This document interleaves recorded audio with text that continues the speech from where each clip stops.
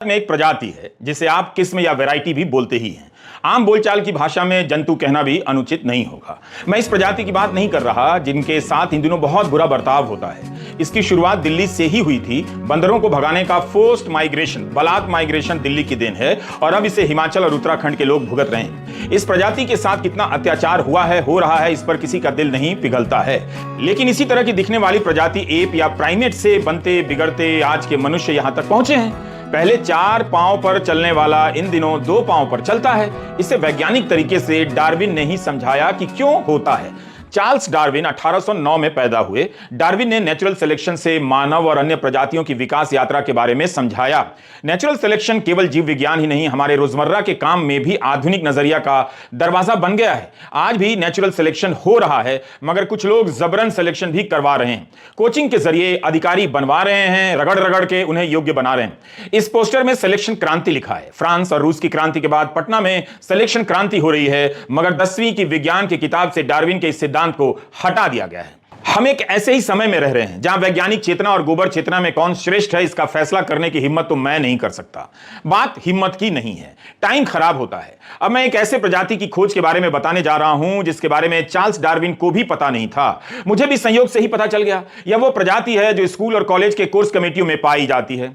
इन दिनों इसका मुख्य काम है पश्चिम की सभ्यता को पछाड़कर भारत की सभ्यता की सर्वोच्चता और उसके गौरव को स्थापित करना। इनके हिसाब से विज्ञान की हर दूसरी तीसरी चीज जिसे आप जानते हैं, चाहे प्लास्टिक सर्जरी हो या हवाई जहाज या टीवी, ये सब हमने उस अतीत में हासिल कर लिया था, बस उसका जीवाश्म नहीं मिलता है। मुझे इस बहस में भी नहीं पड़ना है। भारत की अपनी उपलब्धियां कम शानदार नहीं हैं, मगर उन्हें लेकर पश्चिम से कुंठा पाल लेने का तुक भी नहीं। तब जब हर साल लाखों लोग इस देश को छोड़ देते हैं, दूसरे देश की नागरिकता ले लेते हैं। मैं जिस प्रजाति की बात कर रहा हूं उसका मेन काम है गर्व करना और करवाना। भारत में गर्व के नाम पर कुंठा वितरण के इस राजनीतिक कार्यक्रम के 100 साल होने जा रहे हैं। अपने राजनीतिक मकसद के लिए इन लोगों ने भारत की सभ्यता के गौरव का ऐसा दोहन किया है कि आदमी भूल गया है कि किस पर गर्व करना है और किस पे नहीं। एक पे गर्व कर उठता है, दूसरा गर्व सामने आ जाता है। ये लोग हमेशा गर्व की मुद्रा में रहते हैं, मगर काम ऐसा करते हैं कि आपको गर्व से ही ऊब हो जाए, बोरियत हो जाए। इन कोर्स कमेटियों में आप जाएंगे तो पता चलेगा कि पश्चिम की सभ्यता से भारत की सभ्यता के बीच जंग छिड़ी हुई है। जिस हॉल में इन मुद्दों पर सेमिनार होता है, उस हॉल में सारी चीजें पश्चिम की तकनीक की होती हैं। हाफ पैंट से लेकर अब फुल पैंट भी, कार से लेकर माइक और सेलफोन भी। इनके काम के केंद्र में धर्म होता है, मगर अधर्म की रक्षा में जान तक दे देते हैं। इस प्रजाति को नहीं खोज पाने के कारण मैं मानता हूं कि चार्ल्स डार्विन भले ही 30 मार खां होंगे, मगर दूरदर्शी नहीं कहे जा सकते हैं। इस प्रजाति ने 10वीं की कक्षा से डार्विन की थ्योरी को निकलवा कर बहुत बड़ी लड़ाई जीत ली है। हमने शुरुआत में बंदरों की तस्वीर दिखाई। अमेरिका में एक ट्रायल चला जिसे जॉन स्कोप्स मंकी ट्रायल के नाम से जाना जाता है। 20वीं सदी का बहुचर्चित मुकदमा था। जिस कोर्ट में सुनवाई हो रही थी वहां 1000 लोग जमा हो जाते थे और 100 से अधिक रिपोर्टर। इतनी भीड़ होती थी कि गर्मी के कारण कोर्ट के बाहर सुनवाई करनी पड़ी। हर अखबार की यह लीड खबर हुआ करती थी। मार्च 1925 में अमेरिका के टेनेसी प्रांत ने कानून पास कर दिया कि किसी भी कक्षा में डार्विन की इवोल्यूशन थ्योरी को नहीं पढ़ाया जाएगा। ऐसी कोई भी थ्योरी नहीं पढ़ाई जाएगी जो बाइबल में दर्ज इंसान की उत्पत्ति की मान्यता को चुनौती दे दे। अमेरिकी सिविल लिबर्टी यूनियन ने भी ऐलान कर दिया कि जिसे भी इस कानून के तहत सजा मिलेगी उसका मुकदमा ACLU की तरफ से लड़ा जाएगा। 24 साल के शिक्षक स्कोप्स ने पढ़ाने का फैसला कर लिया और उन्हें गिरफ्तार कर लिया गया। ACLU ने कहा कि टेनेसी कानून संविधान विरोधी है क्योंकि सार्वजनिक संस्थाओं में इसने बाइबल को ही सत्य का मानक बना दिया है। मन की बात का 100 एपिसोड हो गया तो उसका जश्न इस तरह से मनाया गया जैसे इतिहास रच दिया गया हो। हम जिस स्कोप्स मंकी ट्रायल की बात कर रहे हैं उसका रेडियो पर सीधा प्रसारण हुआ करता था और यह अपने आप में एक इतिहास है। स्कोप्स मंकी ट्रायल को सीधा प्रसारण होने वाला पहला मुकदमा कहा जाता है।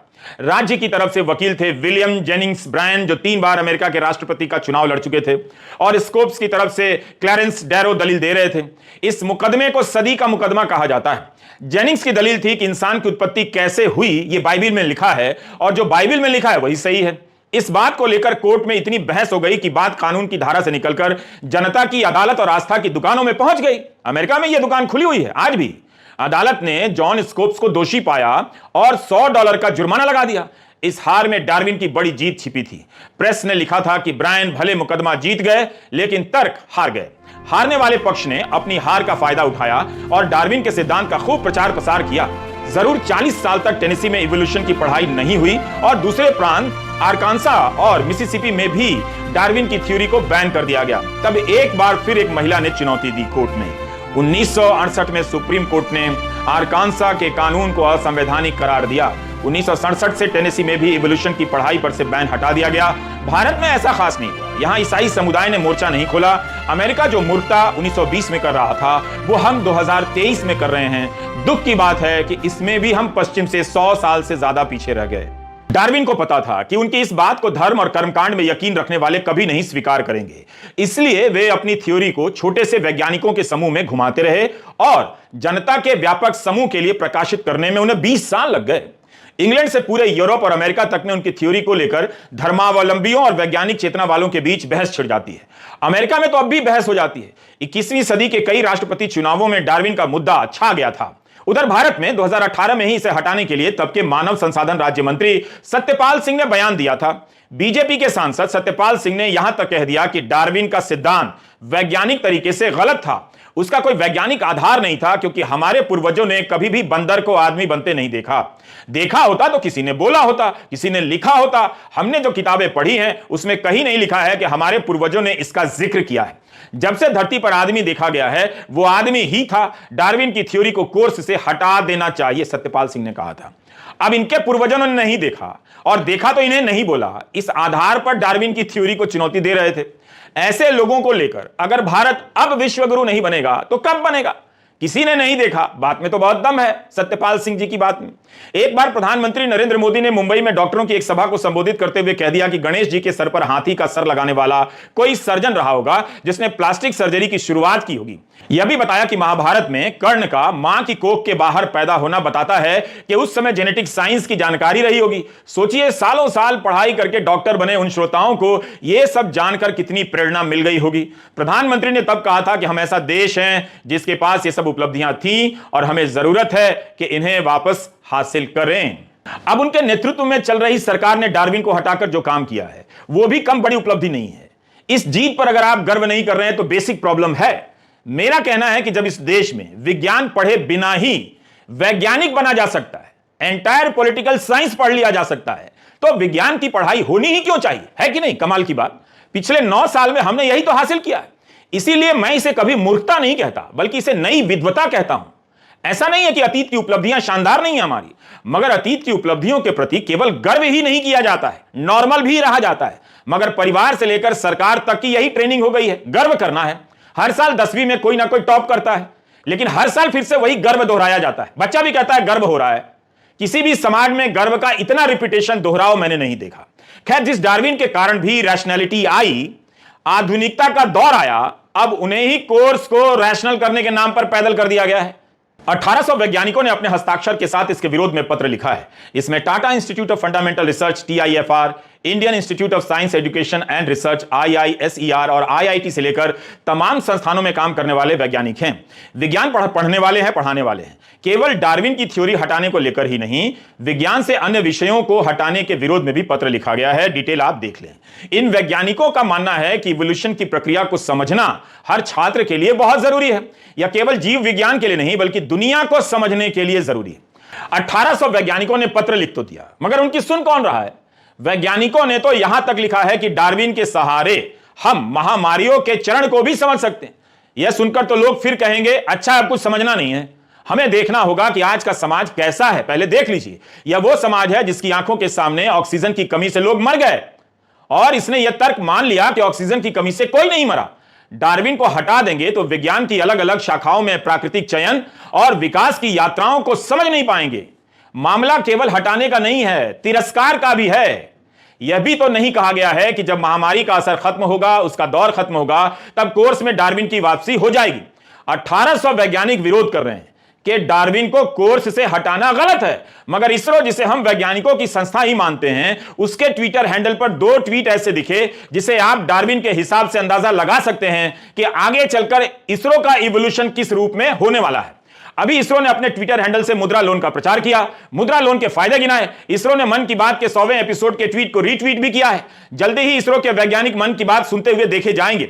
इसमें लिखा है कि याद करते हैं कि मन की बात ने प्रधानमंत्री ने इसरो को लेकर क्या क्या कहा है।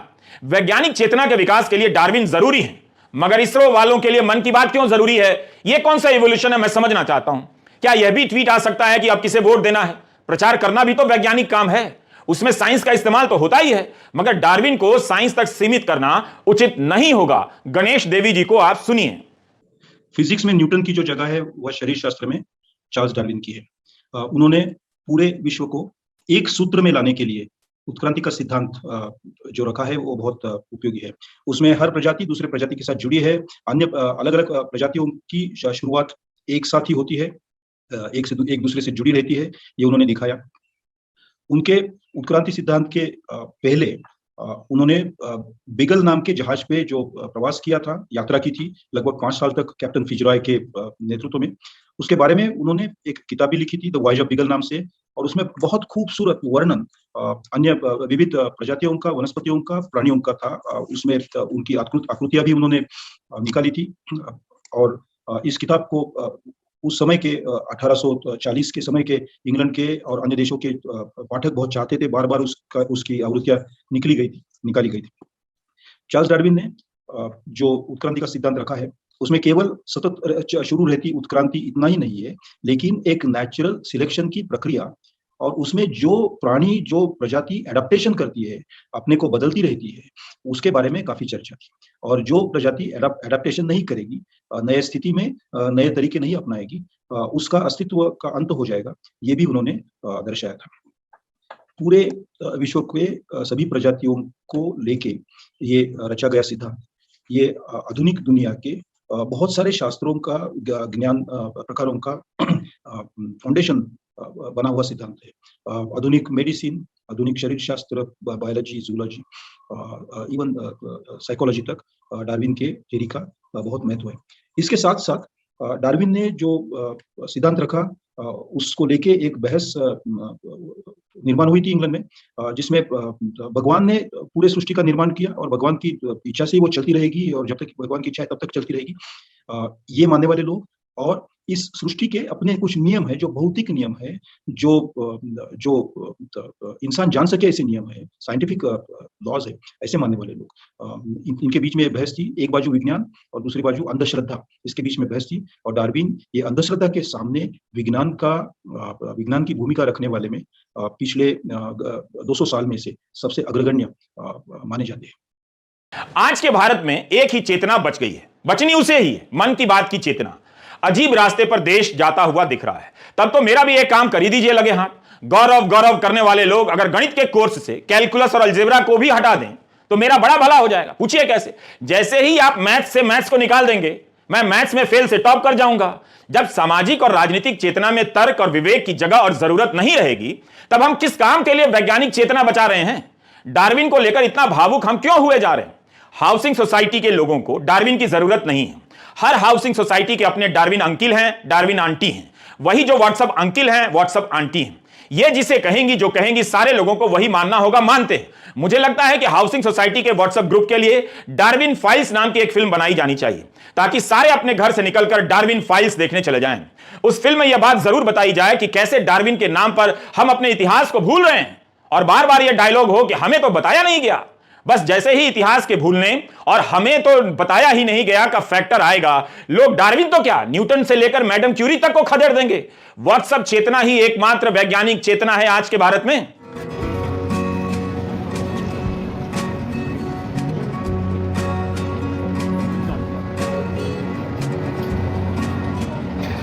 दुनिया कहां जा रही है, इसका एक उदाहरण देना चाहता हूं। ये पेरिस का गादे नॉर्थ स्टेशन है। 2005 में जब यहाँ पेरिस क्लाइमेट समिट हुआ, तब उस अवसर पर मेट्रो स्टेशन की दीवारों पर समीकरण बना दिए गए। इन समीकरणों के जरिए क्लाइमेट चेंज के बारे में अनुमान लगाया जाता है। क्लाइमेट चेंज का मॉडल इन सिद्धांतों पर खड़ा है। वैज्ञानिक चेतना डार्विन को हटा देने से नहीं आती है। इसे कलाकार लियम गिलिम ने बनाया है, जो न्यूयॉर्क में रहते हैं। ईश्वर ने सृष्टि की रचना की है, इस बात की रक्षा के लिए डार्विन का विरोध उचित नहीं है। धर्म की किताब में जिस सत्य की बात होती है, कानून की किताब का सत्य अलग होता है। वहां पाप और पुण्य का फैसला साक्ष्य जांच और कानून की धाराओं से होता है। धर्म की किताबों में बातें अंतिम तौर पर कह दी जाती हैं। इसके बाद भी विज्ञान के सहारे मानव समाज ने अपनी यहां तक की यात्रा तय की है। विज्ञान का ही रोल है। धार्मिक लोगों को डार्विन से नहीं डरना चाहिए। ध्यान से सुनिए, धार्मिक लोगों को डार्विन से नहीं डरना चाहिए, खासकर भारत में। यहां बहुत से ऐसे लोग मिल जाएंगे जो साइंस में पारंगत होते हैं मगर ठीक ठाक कर्मकांडों में भी डूबे रहते हैं। ऐसे लोगों के वैज्ञानिक हो जाने से विज्ञान को भले खतरा हो सकता है मगर धर्म को कभी खतरा नहीं होगा, क्योंकि विज्ञान वाला भी धर्म के नाम पर राष्ट्र बनाने के प्रोजेक्ट में लग गया है। खुद की तारीफ नहीं करनी चाहिए, लेकिन यह मेरी एक ओरिजिनल थ्योरी है, थ्योरी ऑफ दी इवोल्यूशन। बताइएगा नहीं डार्विन को? 1859 में चार्ल्स डार्विन की किताब on the origin of species छपी तो हंगामा मच गया। यह किताब बेस्ट सेलर हो गई। जिनका विज्ञान से लेना देना नहीं था वे भी इस किताब को पढ़ने लगे और बहस करने लगे। इसे किताब ने यूरोप के समाज में हलचल पैदा कर दी। इस हलचल का भी इतिहास है और पढ़ा जाना चाहिए उस समय के दौर को। इस किताब के आने तक यही माना जाता था कि सृष्टि और यहां मौजूद जीव जंतु सब ईश्वर की रचना है। धार्मिक नेताओं ने तुरंत डार्विन को रिजेक्ट कर दिया। डार्विन ने समझाया कि जीव जंतु अपने आप में पहले से कुछ अलग होता है, कुछ लुप्त हो जाते हैं, कुछ बच जाते हैं। इसका कारण उन्होंने बताया कि ऐसा क्यों होता है। हर प्रजाति के भीतर कुछ विशिष्ट प्रवृत्तियां होती हैं जिससे वो बच जाता है या मिट जाता है और प्रजनन करता है। बाकायदा इसके साक्ष्य जुटाए, मगर विरोधियों को सर्वाइवल ऑफ द फिटेस्ट से भी प्रॉब्लम हो गई। क्यों नहीं होगी? क्योंकि ये सर्वाइव ही पावर के दम पर कर रहे हैं। फिटेस्ट कहां है? पावर में बने रहे इसके लिए संस्थाओं को खत्म कर रहे हैं, मीडिया को खत्म कर रहे हैं, ताकि यही फिटेस्ट नजर आए और यही सर्वाइव करते नजर आए। राजनीति और समाज विज्ञान के भीतर भी डार्विन ने हंगामा मचाया है। इस बात को लेकर बहस है कि क्या हिटलर ने भी डार्विन का अपनी तरह से इस्तेमाल किया। इतिहासकारों ने हिटलर के समय बायोलॉजी के पाठ्यक्रम का अध्ययन किया है और पाया है कि पूरा ना सही तो मगर अपने मकसद के हिसाब से हिटलर और उसके समर्थकों ने इसका खूब इस्तेमाल किया है। नाज़ी जर्मनी के स्कूलों में पढ़ाया जाने लगा कि इंसान न केवल प्राइमेट से विकसित हुआ है बल्कि विकसित होते होते आर्य नस्ल तक पहुंचा है और आर्य ही श्रेष्ठ नस्ल है। इतिहासकारों की एक धारा यह भी कहती है कि हिटलर के लोगों ने सोशल डार्विनिज्म का इस्तेमाल नहीं किया क्योंकि उनके विचारों में नस्ल बदलने वाली चीज नहीं थी, वह फिक्स थी। इसे चुनौती दी गई है और इस बात पर कई इतिहासकार सहमत हैं कि हिटलर ने डार्विन के प्राकृतिक चयन के सिद्धांत का इस्तेमाल किया है। हिटलर ने डार्विन का इस्तेमाल कर प्राकृतिक चयन, इवोल्यूशन और नस्लों की श्रेष्ठता पर खूब लिखा और भाषण दिया है। आज भी एनसीईआरटी में नाजीवाद के चैप्टर में इसे पढ़ाया जाता है, जिसका एक हिस्सा मैं आपके लिए पढ़ना चाहता हूं हूबहू। दूसरे विश्व युद्ध के साये में जर्मनी ने जनसंहार शुरू कर दिया, जिसके तहत यूरोप में रहने वाले कुछ खास नस्ल के लोगों को सामूहिक रूप से मारा जाने लगा। इस युद्ध में मारे गए लोगों में 60 लाख यहूदी, 2 लाख जिप्सी, 10 लाख पोलैंड के नागरिक थे। साथ ही मानसिक व शारीरिक रूप से अपंग घोषित किए गए 70,000 जर्मन नागरिक भी मार डाले गए। नाज़ी विचारधारा हिटलर के विश्व दृष्टिकोण का पर्यायवाची थी। इस विश्व दृष्टिकोण में सभी समाजों को बराबरी का हक नहीं था। वे नस्ली आधार पर या तो बेहतर थे या कमतर थे। इस नजरिए में ब्लॉन्ड, नीली आंखों वाले नॉर्डिक जर्मन आर्य सबसे ऊपरी और यहूदी सबसे निचली पायदान पर आते थे। यहूदियों को नस्ल विरोधी यानी आर्यों का कट्टर दुश्मन माना जाता था। बाकी तमाम समाजों को उनके बाहरी रंग रूप के हिसाब से जर्मन आर्यों और यहूदियों के बीच में रखा गया। हिटलर की नस्ली सोच चार्ल्स डार्विन और हर्बर्ट स्पेंसर जैसे विचारकों के सिद्धांतों पर आधारित थी। डार्विन प्रकृति विज्ञानी थे जिन्होंने विकास और प्राकृतिक चयन की अवधारणा के जरिए पौधों और पशुओं की उत्पत्ति की व्याख्या का प्रयास किया था। बाद में हर्बर्ट स्पेंसर ने अतिजीविता का सिद्धांत, सर्वाइवल ऑफ द फिटेस्ट, जो सबसे योग्य है वही जिंदा बचेगा, यह विचार दिया। इस विचार का मतलब यह था कि जो प्रजातियां बदलती हुई वातावरणीय परिस्थितियों के अनुसार खुद को ढाल सकती हैं वही पृथ्वी पर जिंदा रहती हैं। यहां हमें इस बात का ध्यान रखना चाहिए कि डार्विन ने चयन के सिद्धांत को एक विशुद्ध प्राकृतिक प्रक्रिया कहा था और उसमें इंसानी हस्तक्षेप की वकालत कभी नहीं कही थी। लेकिन नस्लवादी विचारकों और राजनेताओं ने पराजित समाजों पर अपने साम्राज्यवादी शासन को सही ठहराने के लिए डार्विन के विचारों का सहारा लिया। नस्लों से घृणा की राजनीति यहीं से दुनिया भर में संगठित हो जाती है, जो धर्म के आधार पर घृणा में बदलकर सांप्रदायिक हो जाती है। भारत में हिटलर मानने लगा कि अपनी नस्ल के लिए ज्यादा जगह चाहिए। वह अन्य इलाकों पर कब्जा करने का ख्वाब देखने लगा। पूरब में हिटलर जर्मन सीमाओं को और फैलाना चाहता था ताकि सारे जर्मनों को भौगोलिक दृष्टि से एक ही जगह इकट्ठा किया जा सके। पोलैंड इस धारणा की पहली प्रयोगशाला बन गया। आगे की कहानी बहुत लंबी है, आप किताबें पढ़िए। मुझसे कुछ चूक हुई होगी तो उसे और बेहतर तरीके से समझने के लिए डार्विन के बारे में काफी कुछ लिखा है, उसे आप पढ़िए। मेरी राय में इस सिद्धांत को पढ़ाना बहुत जरूरी है। भारत में केवल इन्हीं बातों को लेकर चिंता नहीं जताई जा रही है। चिंता इस बात को लेकर भी है कि उन धार्मिक टेक्स्ट को हूबहू परोसा जा रहा है जो 4 वर्णों की वकालत करते हैं, कर्मकांडों की वकालत करते हैं। डार्विन को हटाना रूढ़िवादी सोच को मजबूती देगा, तार्किकता पर असर पड़ेगा। समाज की हालत ऐसी हो जाएगी कि मन की बात सुनने के लिए लोग कुर्सी लगाकर बैठेंगे और सुनते हुए का फोटो खिंचवाएंगे। मेरे भाव विश्व का अटूट अंग बन गया। इन तस्वीरों को देखते हुए आप डार्विन के बारे में सोच सकते हैं, जिन्होंने हमें इस बारे में सोचना सिखाया कि हम कौन हैं, कहां से आए हैं और क्यों हैं। धर्म के अलग वैज्ञानिक आधार पर जवाब दिया गया कि जीवों का विकास प्राकृतिक चयन के द्वारा ही होता है। डार्विन ने बताया कि एक ही प्रजाति के अलग अलग सदस्यों के बीच थोड़ा बहुत अंतर होता ही है, मगर मन की बात सुन रहे लोगों के बीच क्या थोड़ा बहुत भी अंतर है या सब राजनीतिक चेतना में एक जैसे हो गए हैं? यह सवाल डार्विन से ही पूछना होगा, जो ना दुनिया में हैं और ना 10वीं के कोर्स में। वहां थे मगर वहां से हटा दिए गए हैं। डार्विन उन लोगों में से थे जिन्होंने कहा कि पूछो कि क्यों हो रहा है, पूछो कि इस मन की बात में ऐसा क्या है कि इस तरह का आयोजन किया जा रहा है, कितना वक्त और सरकारी संसाधन बर्बाद किया गया। पूछो तो सही। नहीं पूछ सकते तो चुपचाप आप आराम से मन की बात सुन सकते हैं। कोर्स बदलने वाले प्रजातियों का कमाल कम नहीं है, वे एक ही झटके में इतिहास भी बदल देते। हम तो उनकी केवल इसी क्षमता के बारे में जानते थे कि इतिहास बदलते हैं, लेकिन अब पता चला कि वे एक झटके में विज्ञान, जीव विज्ञान सब बदल देते हैं। जब कोई इतना बदलने पर आ ही जाए तो क्या मुगल, क्या डार्विन। इसी दिन के लिए करोड़ों लोग अपनी कुंठा को ढो रहे थे, कितने वर्षों से। सांप्रदायिक सोच बहुत बड़ी कुर्बानी मांगती है। अगर मिडिल क्लास यह सोच रहा था कि मुगल को हटाने से क्या, उसका बच्चा तो साइंस पढ़ ही रहा है, तो अब वहां से भी हटना शुरू हो गया है।